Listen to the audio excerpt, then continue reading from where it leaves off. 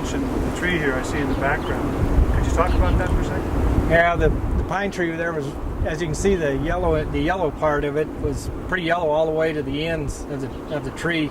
Been looking pretty ragged the last couple of years, and so we applied a bunch of the fertilizer to the tree and soaked it down in, and as you can see, the ends are pretty well greened up and got some good growing tip on them now as compared to the lower part of the tree where it's yellowed out, it's greened up. So even on essentially a tree that size, you're seeing a response that's pretty significant, pretty obvious. Yes, it's stuck out pretty good, as you can see the ends of it. So these plants here, when we first got them in, were pretty puny. They were sad.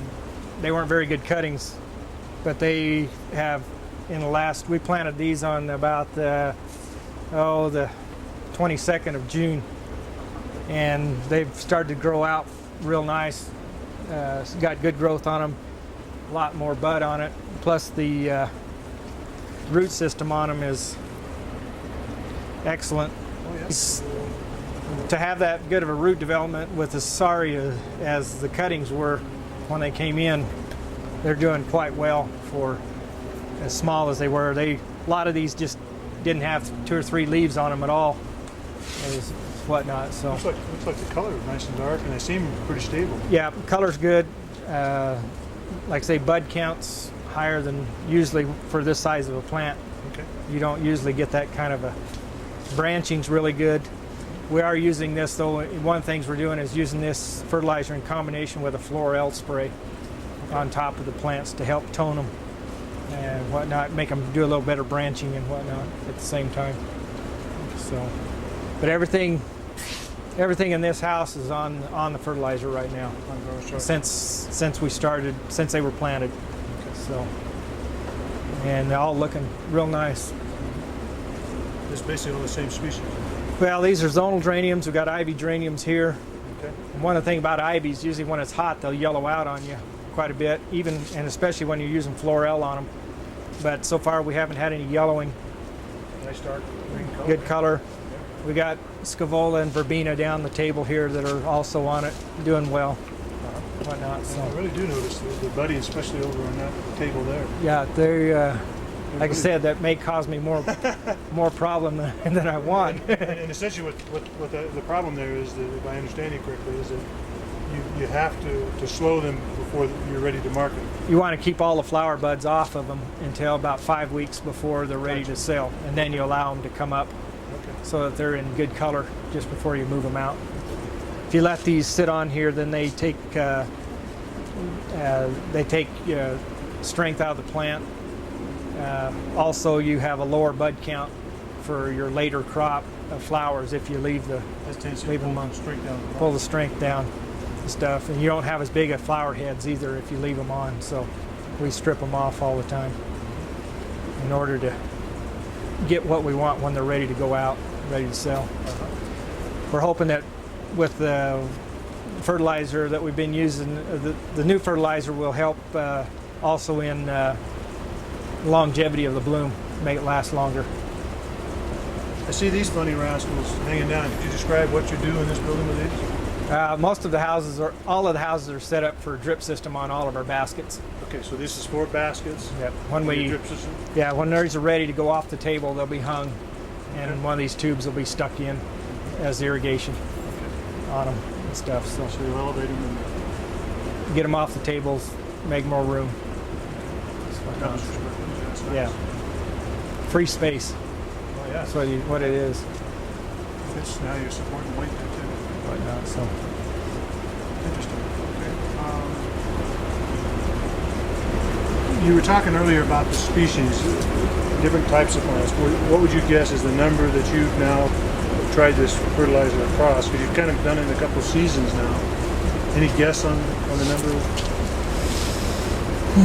probably 150 different varieties. Really? That's much. Yeah. And overall, are you surprised that it's doing that well with all those different species? Yeah. Surprised that you can get the results on all of them that's favorable over that wide range.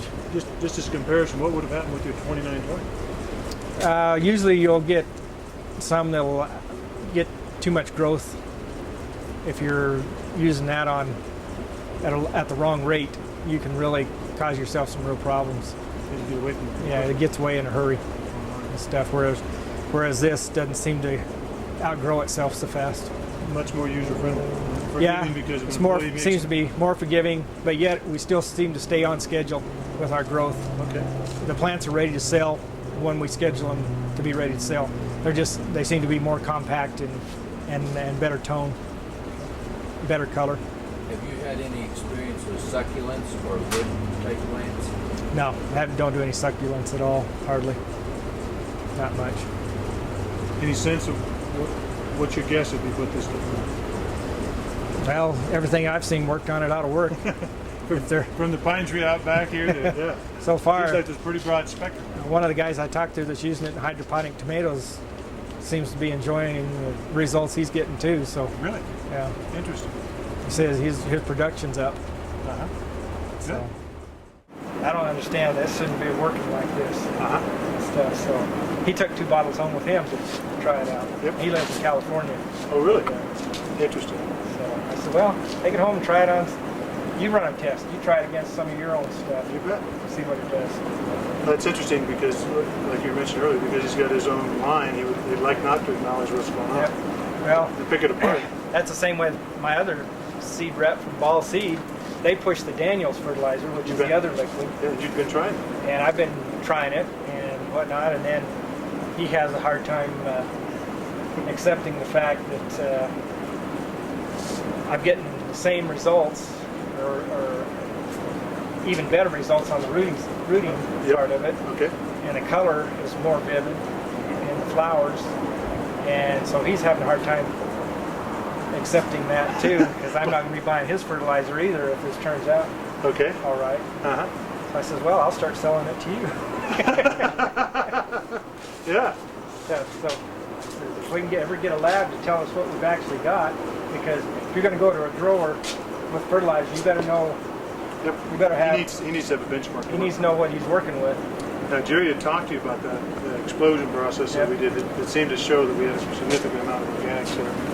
Yeah, and when I mentioned that, he didn't understand that type of test either. I said, I don't know what it is either. I don't know how it works. It wasn't cheap. I know that. And whatnot. But the other thing that we do know is that when we did take this material to the genetics lab at the University of Washington, they predicted, and they're very knowledgeable with this kind of material because they have their own species of microbe that does the same kind of oil breakdown, but it doesn't come up with these aminos and protein. And he said, well, you're only going to get 4 proteins. I know this thing, and this is kind of going to be a waste of your money and my time. And we said, well, why? Next time we checked in, he said, hey, come back here. I need to talk to you. And we said, what is it? And he said, well, there's 16. I have no understanding as to how you got 16 proteins to show up. And there's one of them we've never seen in any lab, any place, anywhere. The molecular weight was so heavy. He said, we've never seen that. That's what she was saying. He said it's over 6 molecules. I can't even test it. Well, see, this one here they've never seen before. And the genetics lab at the UW is